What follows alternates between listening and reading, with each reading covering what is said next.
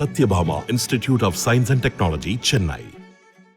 கும்பகோணத்தில் நெல் மூட்டைகளை ஏற்றி செல்ல வந்த சரக்கு ரயில் தடம் புரண்டதால் பரபரப்பு ஏற்பட்டது. இதுகுறித்த கூடுதல் தகவல்களை செய்தியாளர் சிவசுப்பிரமணியம் வழங்க கேட்கலாம்.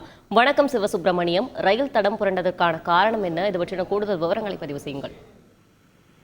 கும்பகோணம் ரயில் நிலையத்திற்கு இன்று நண்பகல் நெல் மூட்டைகளை ஏற்றிச் செல்வதற்காக ஒரு சரக்கு ரயில் வந்தது.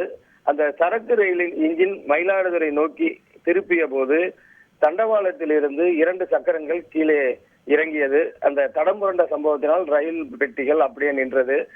அந்த சரக்கு ஏற்றி செல்ல வந்த குட்ஸ் பெட்டி அந்த இன்ஜின் அனைத்தும் அப்படியே நின்றதால் அங்கு பரபரப்பு ஏற்பட்டது.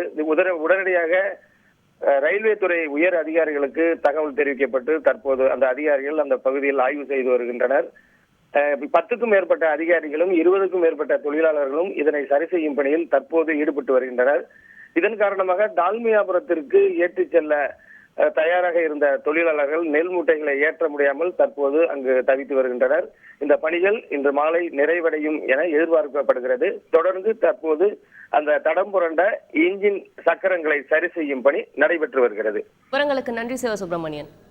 Satyabhama institute of science and technology, Chennai.